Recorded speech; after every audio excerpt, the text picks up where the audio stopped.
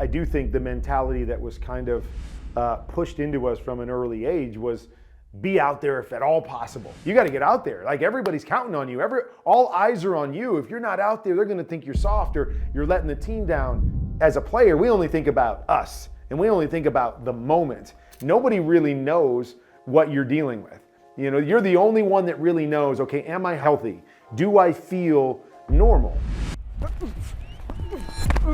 And then as you get older, you go, okay, now I realize I'm not invincible. Man, that was a word, Kurt. That was a word.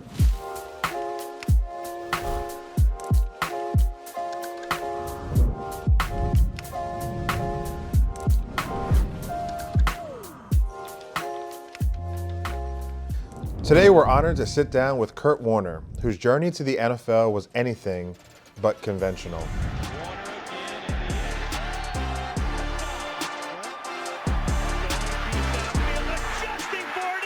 From growing up in poverty, going undrafted, and grinding through the Arena Football League and NFL Europe, Kurt never gave up on his dream.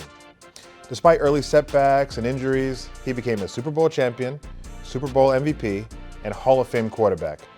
Off the field, Kurt continues to lead with impact, advocating for health and mental wellness. Through faith, family, and perseverance, Kurt has turned every challenge into purpose. Here's a closer look at our guest, Kurt Warner. But first, a message from our sponsor.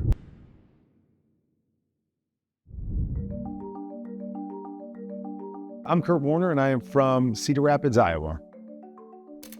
I fell in love with football in the early stages of life, where it was really all sports. You give me a ball. I didn't have a whole lot growing up, but it was easy to obtain a ball or a ball in a glove. I fell in love with all sports. My mindset was, okay, I want to play professional in something. Didn't know it was going to be football until some years later, but knew I wanted to do something athletic moving forward. What motivated me as I was going through, my crooked journey to the NFL was simply belief in myself based on experiences that I've had. Even though it didn't work out the way that I wanted to, whether it was sitting on the bench in college or getting cut by my first NFL team, I know a lot of people wanted me to kind of look at my circumstances and allow my circumstances to tell me what I could and couldn't do. So all I went back to was I didn't look at the time I was on the bench. I simply looked at the times I was between the lines. And every time I had been between the lines, I was always successful. I needed somebody to show me that I couldn't be successful in between the lines with the ball in my hands before I was ready to give up or I was ready to stop believing in what I could accomplish. To see so many people that would talk about how my journey resonated with them and inspired and encouraged them, I think those were the times where I started to step back and go, wow, this is bigger than just throwing touchdown passes, having success on the football field, that I'm able to use this platform to be able to impact the lives of people. Well, Kurt, thank you so much for being here with us on Health is Wealth. I appreciate this. Oh man, I'm happy to be here. Good to talk to you, and I'm looking forward to it. Yes, sir. Yes, sir. Growing up, starting at your origins, you faced significant sort of hardship and uncertainty. What did those early years teach you about resiliency and responsibility? The first thing is, I don't know if I've looked at it as a hardship so much. When you're growing up, you kind of know what you know. And so we didn't have a whole lot, but at the same time, I didn't feel like I needed a whole lot.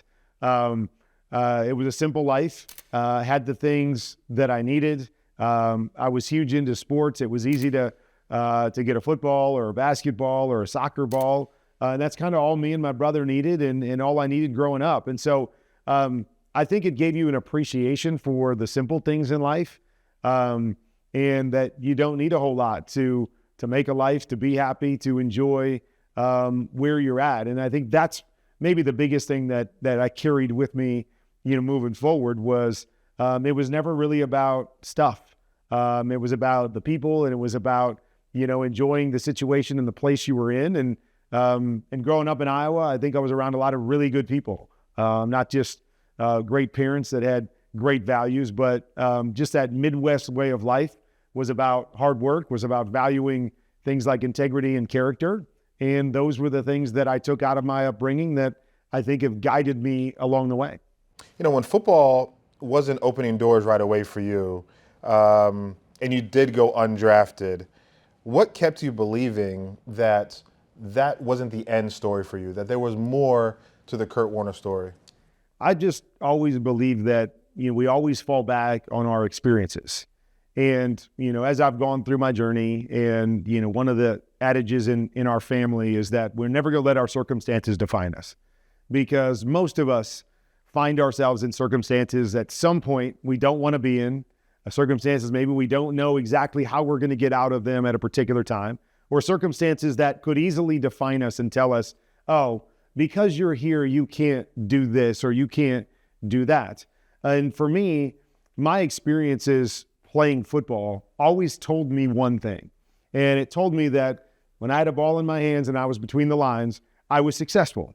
And nobody could show me a time that I wasn't. Now, there were times I was sitting on the bench, and it would have been easy for everybody to say, well, obviously you're not good enough. Obviously you're on the bench for a reason. Or when I got cut by Green Bay or working in a grocery store, those circumstances would have been easy to define me just in terms of, okay, if you're here, you must not be this. But I would always go back to my personal experiences, whether that was high school, whether it was the 1 year I played in college, whether that would be the 3 years that I played in arena football or in Europe. And every time I played, I was successful. And so my confidence and belief hinged on my experiences, not my circumstances. And I think that's always been a message that I try to share with people, because most people have more of a journey like mine. And, whether it's themselves saying, well, if I'm here, I must not be this, or listening to the voices of others, right? I can't tell you how many people I had tell me, well, obviously you can't play. Obviously it's time to give up on your dream because you're working in a grocery store or you're sitting on the bench. And so it's easy to allow those circumstances one way or another to define us. And my journey, I think, has always been one to say, hey, allow your experiences, allow what you know about yourself to define you, and not where you might find yourself at a particular time. I love that. Going back to your road to the NFL, in 1999, you were suddenly thrust from backup to starter after Trent Green went down. What was it like stepping into that role and becoming the man at that point? Well, it was what I'd always waited for, what I always believed that I could do, while at the same time, it was a situation that I wondered if I would ever get, because it had been a long journey, and there had been times when I thought about giving up and doing something else, and there had been a lot of people told me to give up, that this wasn't going to happen. So to finally get that moment was exciting. There was a lot of emotions that went into that, both good and a lot of anxiety, going, okay, here it is. You've always believed you're ready for this. And for a guy in my situation, you're probably not going to get many of these. This might be the only one. Yeah. So, that anxiety that comes with, okay, here it is, chance to go either direction here on what I do early. But, but people ask me that all the time, is what did I expect? My first year playing, obviously we won the Super Bowl and I was able to win the MVP. And even though people didn't see me play in NFL Europe or, maybe my senior year at a small college or arena football, I was always successful. And yeah, this is the biggest giant. This is the biggest spot. The NFL's, got more eyes on it than ever before. But this is what I do. And this is what I know I'm good at. And so you couple that with the faith I had in God, believing I had a purpose, with what he had prepared me for. And so even with all those emotions, I was very confident that when I stepped in, that I was going to be successful. Man, it sounds like you're telling me, and you can correct me if I'm wrong, but your anxiety and the emotions around it can get quelled by preparation, by faith and confidence, but also by the preparation it takes to get to that moment, to know, I'm not rattled because I don't know what I'm doing. No, I'm ready for this, and I've been waiting for this, and I've been preparing for this moment. No doubt. And I had experienced that success. I think it's one thing if you go through life and maybe you have a success and then you have a failure and a success and a failure. And so you enter into the next situation, you go, okay, is this going to be a success or a failure? And I think the other part of that is, I think so many people disregard the preparation part of life.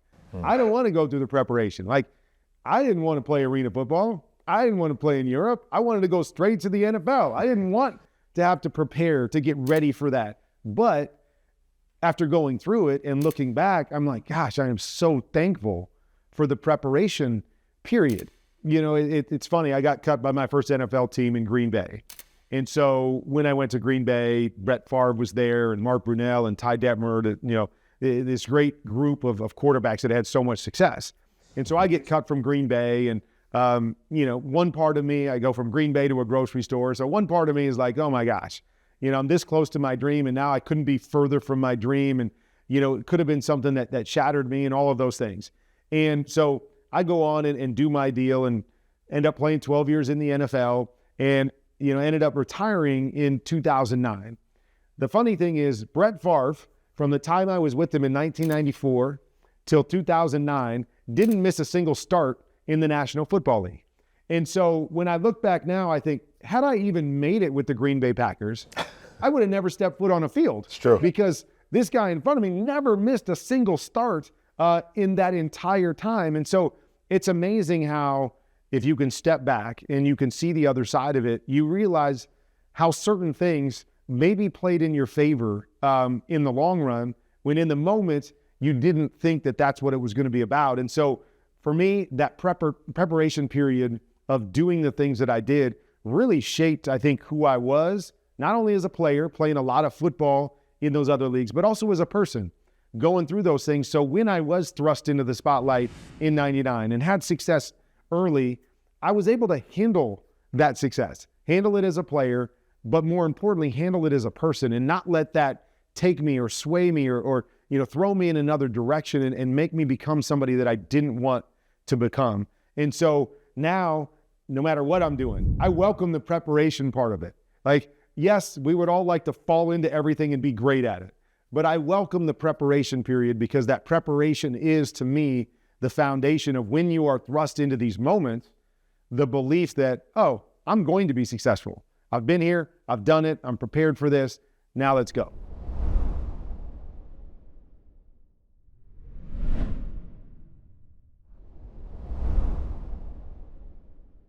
And you did win that Super Bowl and you won that MVP. I will say that in the Rolle household, we were a little disappointed that you won that Super Bowl against the Titans because my cousin Samari Rolle was playing cornerback for the Titans and just a couple yards short of the touchdown at the end of that game. What a great tackle by your linebacker, man. But, you know, we were happy that he got there and it was fun. It was good to see that ride. You guys did a great job. So it was a good moment for us. Samari was a great player. They were a great team. Unfortunately, somebody always has to win. But I mean, what an incredible Super Bowl to come down to the last play. Yes. 1 yard away where I know Samari and company are just going, man, we just ran out of time. Exactly. They didn't beat us. We just ran out of time because we were right there on the cusp. But it made my experiences in those moments incredible. And just let Samari know I got to experience the other side of it a couple times too. So you can't win them all. But now I want to move into injuries and health challenges. I am a medical professional, so I got to get to the health aspect of health as well. You did break your hand early in your Rams career, which kind of impacted your grip a little bit. How did that injury challenge you physically and mentally?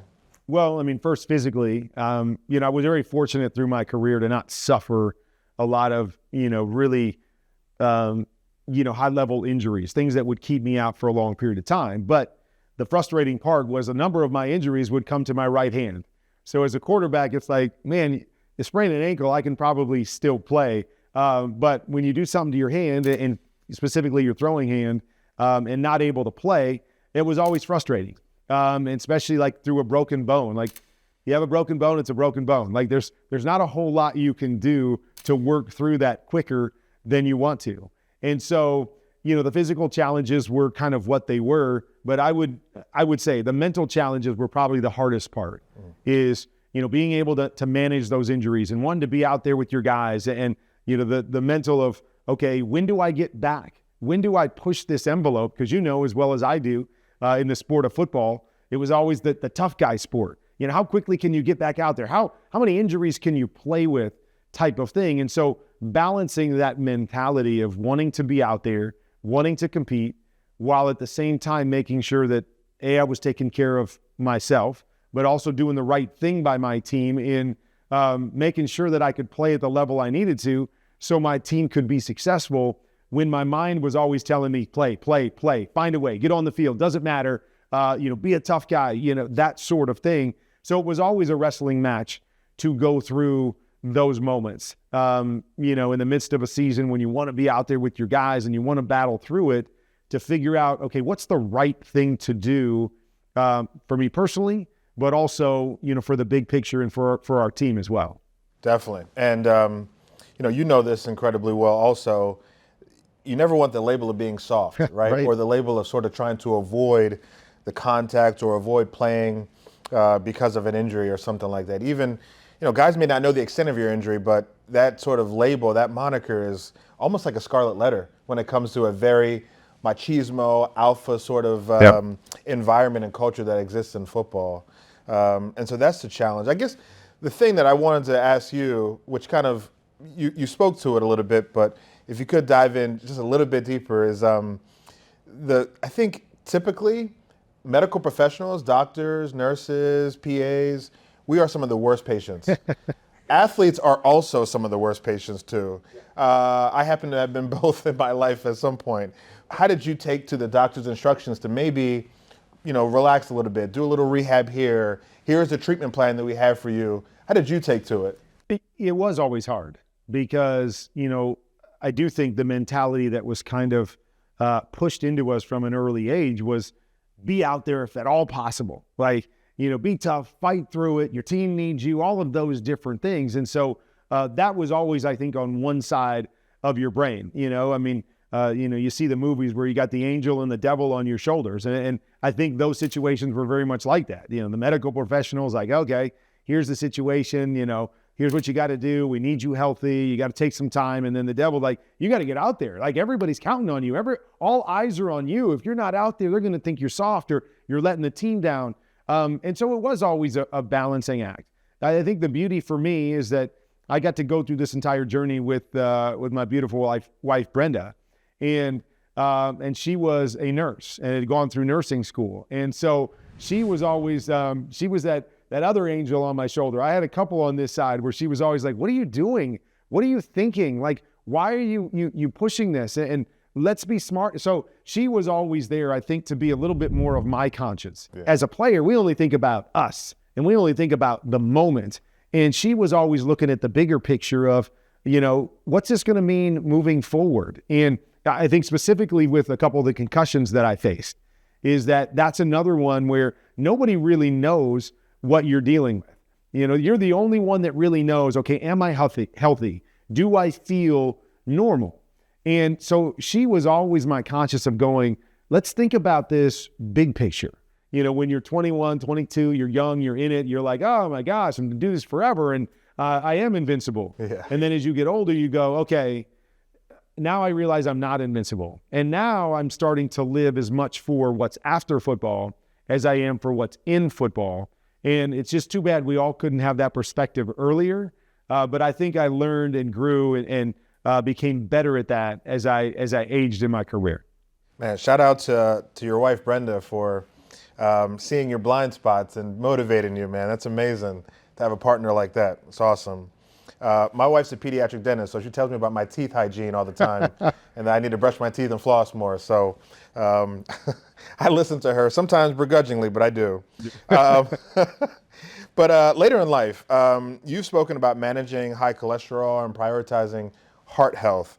How did that diagnosis change your approach to wellness, how you eat, and how you look at nutrition as well? Yeah, I think it's very much like you were talking about as an athlete. When you're young, you think you're invincible. And so you don't think about a lot of those things that, even if some of those health issues may be there, it's like, it doesn't matter. I work out every day. I'm a professional athlete. No big deal. But as you get older, you start to realize, again, that, it's not just about, until I'm 40 and playing football. This is about, making sure I can be there for my family and my kids and my grandkids and watch them grow and watch them chase what they want to chase and want to spend, this long life with my wife. And so as I got older, I started to take that a little bit more seriously and understand, what those things that maybe you don't feel them on the inside, but what some of those signs are. And, like high cholesterol, is as much as you think you're a great athlete, or even when you eat well, there's a hereditary piece to it. Yes. And so I've got to be aware of that. And I've got to be able to extend that to my children as well, going, okay, this may be something that you deal with.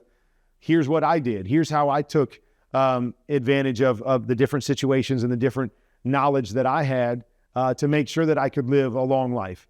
And then the wellness piece that goes with all of that. I think the one thing that the benefit we have as athletes is it becomes ingrained in us very early, exercise, nutrition to some degree, but that becomes a part of our lifestyle.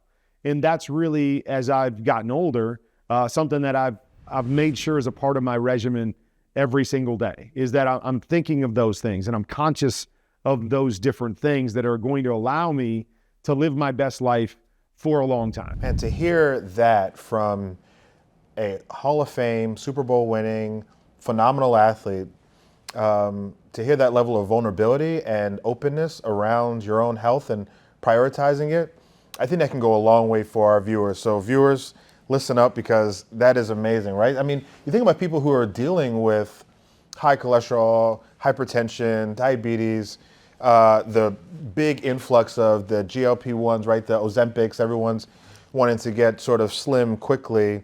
To hear from you that, I've been at the top and I worked out all the time. Like, my job was to keep my body fit. And now even I am prioritizing what my numbers are, what my labs are, what I'm feeling, and how I should look at life. I think that can be incredibly inspirational to our listeners who may not have reached your level from an athletic standpoint, but want to reach your level from a health optimization standpoint. I think the other thing I would say too is that sometimes it can seem overwhelming, even as an athlete, I got to make these changes, or I have to do this, or I have to change my diet in this way, and I've been eating. And I think one of the things that I've realized in this journey is that it's not that dramatic if you attack it the right way. And so, one thing that I do from an exercise standpoint is I don't have to go to the gym every day for an hour and a half, right? I don't have to beat myself up every day, but I do something every day.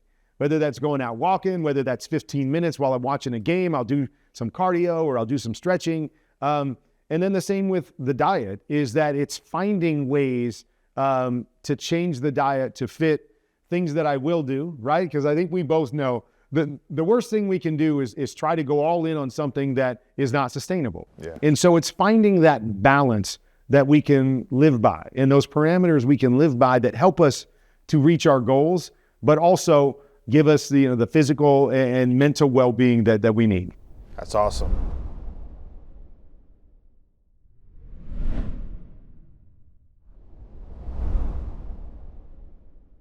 I want to move on to family and purpose. So your son, Zachary, had a traumatic brain injury, and that profoundly shaped your life and your mission. How did becoming his father redefine your understanding of success? I started to realize the success in the little things. I think, as an athlete and, chasing success and, being told that, it's about being an NFL player, it's about winning a Super Bowl, or it's about being an MVP or Hall of Famer. You got these lofty, huge goals out there, and that's what success is. You have to reach that for success. And to watch Zach every day enjoy and accomplish some little things, or things that might seem little to us, that you start to gain a perspective on what success looks like, and that it doesn't always have to be defined by these great, outrageous accomplishments we have. It can be defined by the littlest things and successes in the smallest ways. And he's been a great reminder to me of those things, of what a successful life looks like. The way I'm living every day, and especially as you get past football. And now there are no more Hall of Fame, so to speak, and Super Bowls, so to speak, every year. It's about, how do I live my life on a daily basis?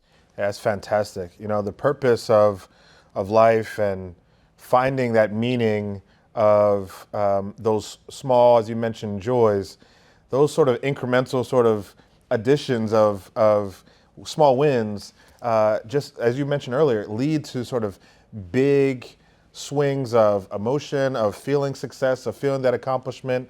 And when you look at someone like Zach's story, and you find those joys, you find the miracles that happen every single day, I think that makes life worth the living and provides that serenity and that peace to say, you know what, I am doing the right thing. I'm in the right spot. I am where my feet are planted, and I can move forward every day. So I appreciate you sharing that with us. Yeah, the joys of life, appreciating the little joys of life, because I do think, when, you've been successful or even chasing success, that we lose sight of those little joys, those little things that make us smile. And that's the beautiful thing about Zach. He's always got a smile on his face. Kurt, I'm going to challenge you real quick. Are you ready? Okay, I'm ready. All right, let's do it. I mean, you've been phenomenal so far, so I gotta step it up just one notch, all right? So this is a question that's been on my mind for a long time. I've had to deal with it with my own patients, and I want to see how you take to this situation. So it's clear to me, it's clear to everyone, that you're a man strongly grounded and rooted in your faith. And I appreciate that, because I'm a Christian as well. But then from a medical and a health standpoint, there is, intercession or intervention that has to happen to get your hand better, right? Or to help you with your concussions or the traumatic brain injury that Zach had. These sort of interventions that are done by man. So how do you, Kurt, reconcile this ability that your faith in God can do things that we can't believe, right? Exceedingly abundantly above all we can ask or think, with the idea that maybe medicine that's given to us by a nurse or a doctor, that also works. And I say that because I have some patients that are strong in their faith that will say, no, Dr. Rolle, I don't want this surgery for this brain tumor because I believe God's going to heal me and God's going to take it away. These seizures aren't going to happen anymore because it's going to miraculously go away. And I'm like, I believe in God too, but I also believe in the fact that I got to operate and I got to take this thing out. So how do you take to that question and take to that sort of balance of strong faith, but then maybe medicine, has a place and health has a place too? Well, I mean, I think, when you read the Bible, you see both aspects. You see the divine aspect of God, and I fully believe in his power and his miraculous power and the things that he can do. But you also see the need for man to move and for us to do our part in the process. That, there's times where God goes, okay, you got to move first and then I'll show up. And so I look at it both ways, is that I think God can be in all of it. Do I think God can heal a brain tumor? Yes, I do.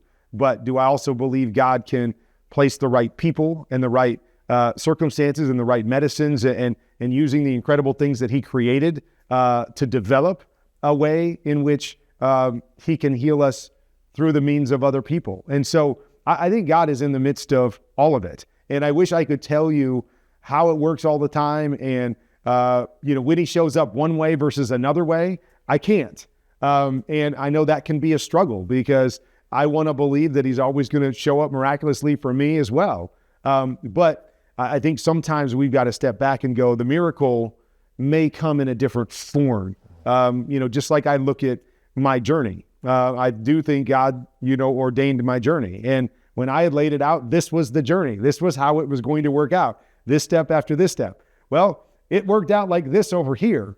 And so I could look at it and go, oh, well, okay. Well, God didn't do anything, and so I had to do it all on my own. Or I could look at it and go, oh, I thought it was supposed to work out like this, but God wanted me to take me on a different path.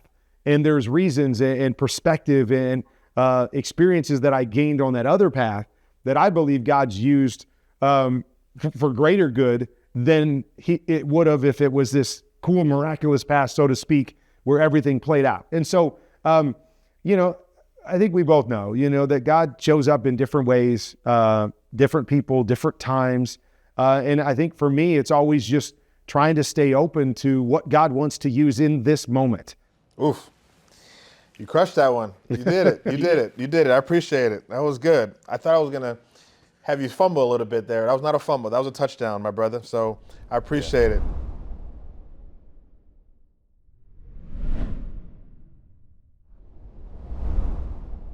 I do have a question about non-negotiables. What are things that you do not compromise on now, whether it be health, whether it be a daily routine, how does Kurt Warner get himself up and get himself to bed at night and things that have to happen that he won't sort of back down from every single day? Yeah, I mean, that's a good question. I don't know if I have a whole bunch of non-negotiables outside of being who I want to be every day, right? I mean, for me, I already mentioned how exercise and movement is kind of a part of every day, but it's not a non-negotiable for me in terms of if there's a day that I can't do it, I'm not going to beat myself up over it. I'm not going to say this is the end all be all. I can live through some of those things. I think the non-negotiable for me is always staying conscious of God on a daily basis. And again, that's not to me like, hey, I got to always start my day with 15 minutes of prayer, or I got to go to church on Sunday. It's different, but it's being conscious of where God shows up every day, whether that's in my marriage, or whether that's my relationship with my kids, or whether that's my quiet time, or even if I'm going to a movie, how God speaks to me through a particular movie or an experience that I see or something that I see on the news. And so that to me is a non-negotiable. I don't ever want to lose sight of God's presence in my life all day long, not for 15 minutes, not for an hour at church, all day long. I want to be conscious of that. And then I think the other non-negotiables for me are living as the person that I want to be, living with character and integrity and honesty, and allowing those things to always guide my life. Those are non-negotiables. Whether I'm going to work, whether I'm hanging out with my friends, whether I'm going to speak or be on a TV show like this, those are non-negotiables. Those are the things that drive me and the things that I seek on a daily basis. Everything else to me are somewhat negotiable, even though exercise and that part of that are always going to be a facet of life. The health that we talk about, the health and wealth and being around good people and having community and eating the right food, for my health, they're all part of it. But to me, those are negotiable because, I'm not going to live and die by those things, but I am going to live and die by what I believe, where God's presence is in my life and who I want to be. Those are my non-negotiables. And then, all those more tangible things, I have routines. I have things that I want to do and goals that I want to meet, but I don't allow those things to affect me and make extreme highs and lows, whether I can do those or accomplish those on a daily basis. No doubt. Last question I wanted to ask you, looking ahead in the future, what do you hope your journey teaches our audience, the people who watch this show, Health is Wealth, about resilience and a purposeful life and just about generalized health? What do you hope that your journey sort of speaks to those individuals? I hope that, all of our lives in different ways just impact the people that are closest to us, in whatever facet that may be, whether it's my big picture journey, whether it teaches people about perseverance and hard work and having a mindset of excellence, even in the places where nobody's watching you, the inner confidence and what that brings to us, to have an inner confidence and belief in ourselves. While at the same time, I hope that, the physical well-being part of it is staying in shape and working out and the importance of the things that we had talked about, and the longevity piece that I hope that has an impact on people too. That people see you as an ex-player or see you as you're getting older and it's like, hey, you're still in good shape. My goals is not just so I can live a long time. It's because I want to continue to have impact. I want to watch my kids grow up and chase their dreams. I want to watch my grandkids. I want to be able to go in the backyard and run around and play with them and have those experiences and have those interactions. And so I guess that's just kind of how I look at life, is that I want, some facet of my life to be able to impact the people that are closest to me or the people that I interact with. What exactly that is, I don't know. But I hope different areas of my life connect with different people. Well, I appreciate that, Kurt. And I just want to tell you that this has been a true honor for me to talk to you, to speak with you. Always knew you were a phenomenal player since watching you beat my cousin in the Super Bowl. But beyond that, just your inspiration, your clairvoyance, your insights has all been remarkable. And I just appreciate you being on Health is Wealth, inspiring our listeners and giving us something to strive for. Being a man of conviction, that's difficult sometimes in these days where people try to sort of bring that down because they're relying on, other sort of earthly endeavors or intellect or prowess, and the fact that you stand on these steadfast, feet firmly planted on the ground, and you move forward with steely-eyed and a good vision and a mission to help people closest to you and around. It's just awesome. So I appreciate you. Thank you for being on our show. Thanks so much, Kurt. I appreciate it. Love what you're doing, and happy that I could be a part of it.